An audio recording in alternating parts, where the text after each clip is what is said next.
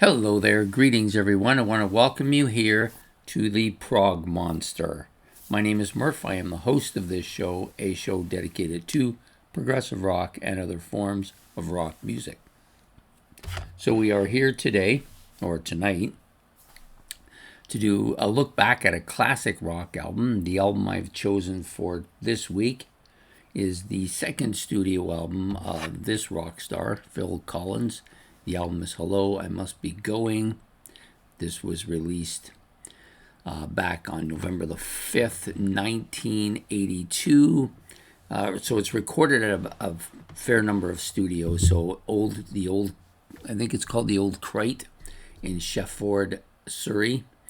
Fisher Lane Farm in Childingfold, Surrey. The Townhouse in Goldhawk Road in London. CBS Studios in London. So those are the four studios it was recorded in. It's about 45 minutes in length, which is, for me, fairly long. It's at the very edge of where I like my albums between 35 and 45. 45 is kind of pushing it a bit, though. It's on the Virgin record label, showing as Atlantic here as well.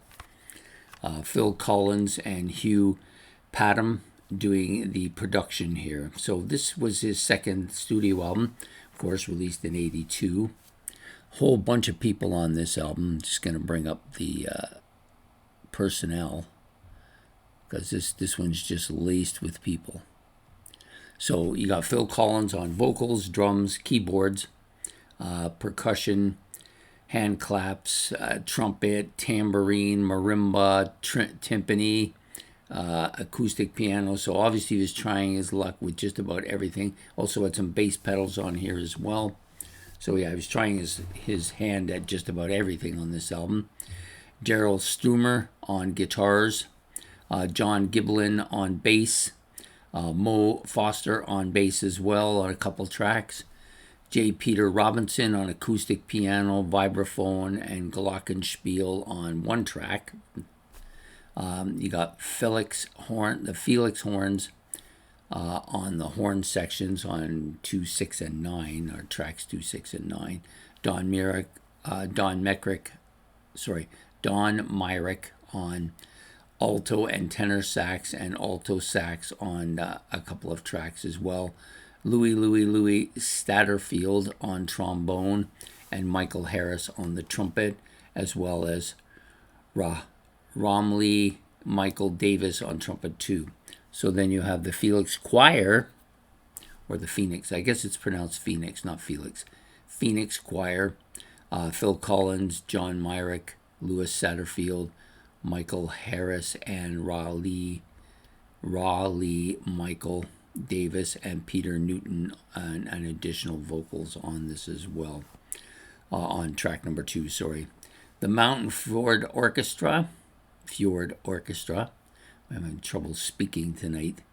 The orchestral strings and woodwinds on 2 or 3 tracks. You got Martin Ford playing string and woodwind in arrangements and conducting as well. And then you got Gavin Wright as the orchestral leader. So quite a few people on this. This album did very well on the charts. I think it was like triple platinum, maybe in the United States. And let's just go down here and see what it says.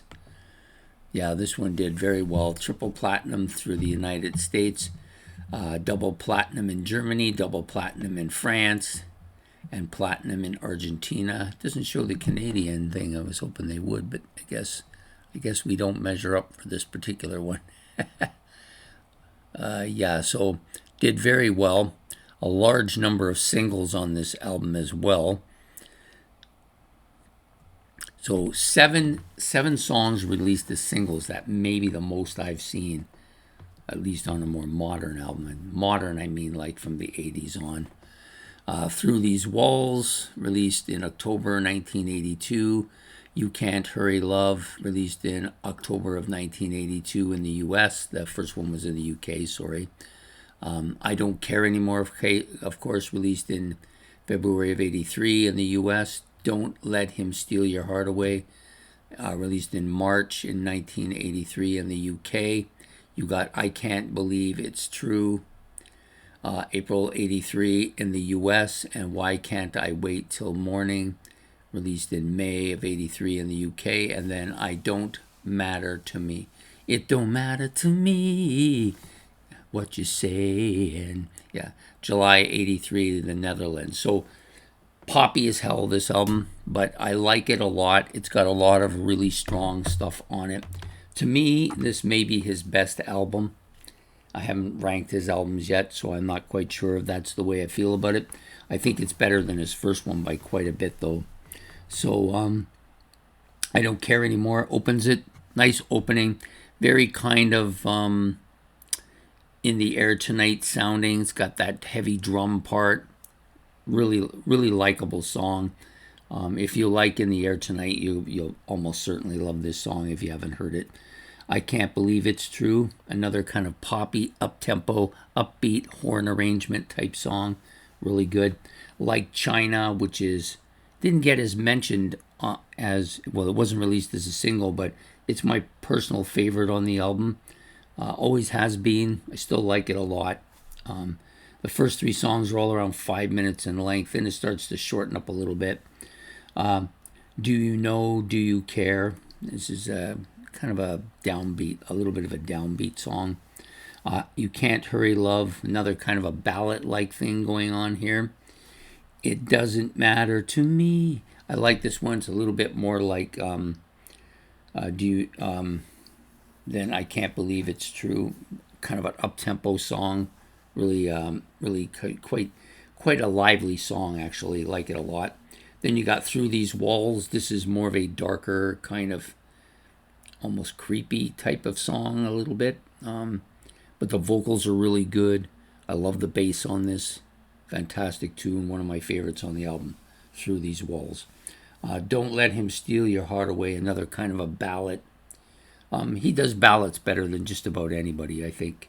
Most of his ballads I kind of like. You got The West Side next. Why Can't It Wait Till Morning? Yeah, a little bit. This is the last 2 songs, West Side, Why Can't It Wait Till Morning. They're a little bit weaker than some of the other tracks on the album.